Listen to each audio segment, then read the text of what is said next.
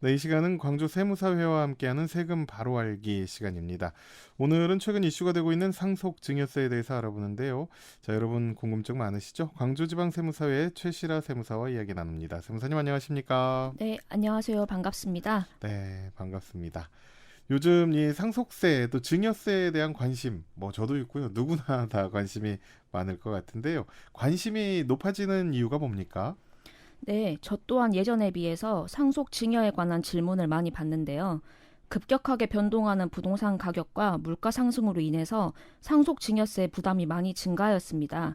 그래서 국민들도 세금을 절세하는 방안에 대해서 관심이 늘어나고 있는 추세입니다. 네, 그러면 먼저 상속과 증여의 다른 점은 어떻게 됩니까? 네, 일단 상속과 증여 모두 재산이 무상으로 이전된다는 점이 같습니다.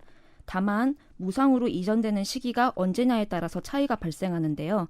쉽게 설명해서 재산을 물려주시는 분이 돌아가신 이후에 물려주게 된다면 상속, 살아 계실 때 물려주게 되면 증여가 됩니다. 예, 오늘은 먼저 증여세에 관한 전반적인 이야기를 좀 나눠볼 텐데 먼저 증여세는 그럼 누가 납부하는 건가요? 네, 증여세는 증여를 받은 사람, 즉 수증자라고 하는데요. 재산상의 이익을 본 사람이 수증자로서 증여세를 낼 의무가 생깁니다. 보통으로 보면 자녀가 될 가능성이 높네요. 네, 네. 그렇죠. 그러면 증여를 받으면 무조건 세금을 납부하게 되는 겁니까? 아니요, 그렇진 않습니다. 증여세법에서 정한 증여재산 공제가 있는데요. 10년간의 증여 금액을 합쳐서 공제 한도를 초과하지 않을 때는 증여를 받더라도 세금 납부 의무는 없습니다. 그러면 증여 재산 공제에 대해서 좀 설명 부탁드립니다. 네, 배우자로부터 증여를 받았을 때는 10년간 6억 원이 공제가 됩니다. 직계 좀비 소액의 증여를 받았을 경우에는 10년간 5천만 원이고요. 증여를 받은 사람이 미성년자인 경우에는 공제액이 2천만 원으로 줄어듭니다. 그리고 기타 친족에게 증여받았을 경우에는 공제 금액은 1천만 원입니다. 네, 직계 좀비 속 증여 재산 공제 5천만 원. 그러니까 자녀죠, 자녀. 네. 예, 이건 요즘 물가에 비해서는 좀 적은 금액인데 마지막으로 증여 재산 공제 기준이 상향된 게 언제죠? 네. 2014년에 증여재산 공제가 3천만 원에서 5천만 원으로 향상이 됐는데요. 네. 2014년에 비해서 2023년 소비자 물가지수는 93.7에서 111.1로 18.6% 상승을 했고요. 1인당 국민 총소득은 2014년 3,095만 원에서 2022년 4,249만 원으로 무려 37.3%나 증가를 했습니다. 수치로 보이듯이 10년간 물가 소득 상승은 꾸준히 이루어진 것에 비해서 증여재산 공제액은 변동이 없었던 것입니다.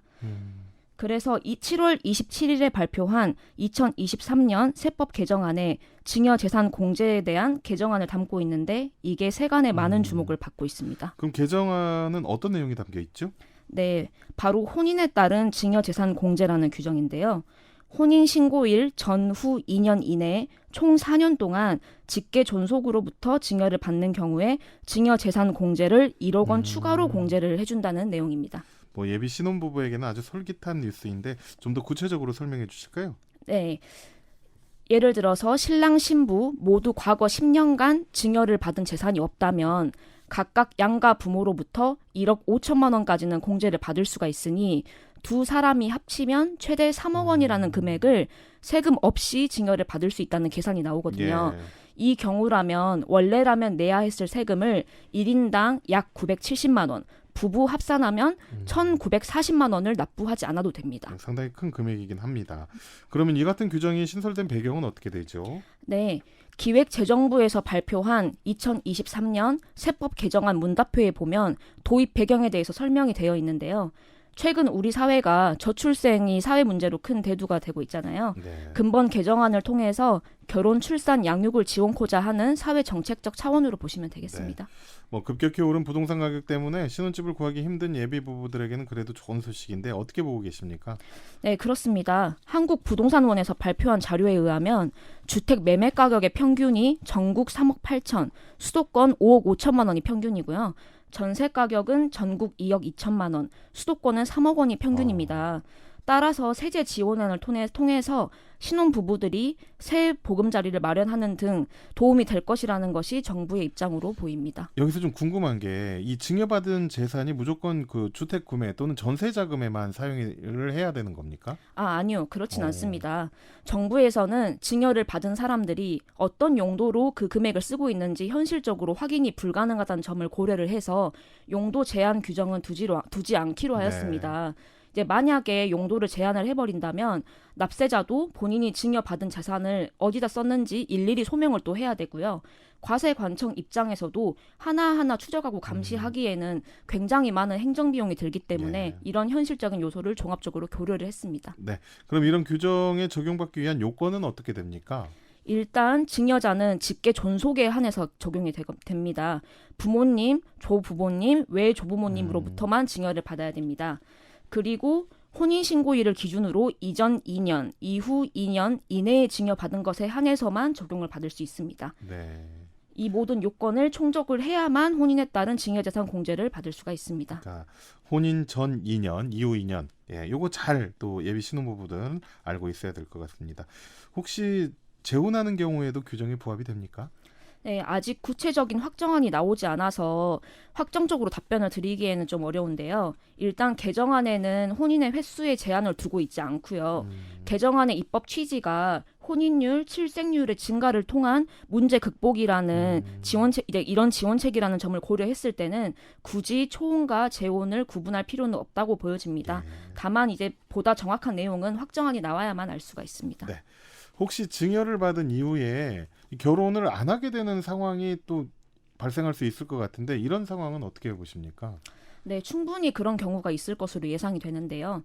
이제 예를 들어서 2026년쯤에 결혼을 약속한 한 남성이 있다고 가정을 해보겠습니다.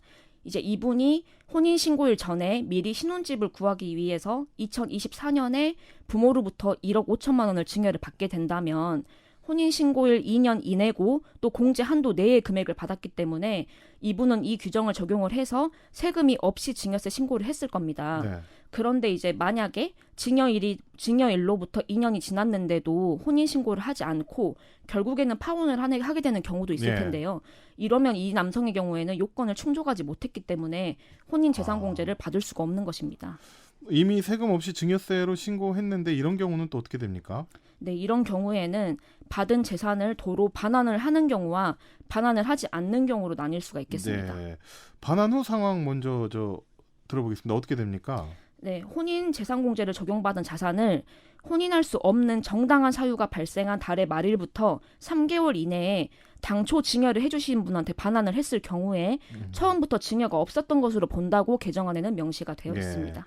혼인할 수 없는 정당한 사유의 기준은 어떻게 되죠?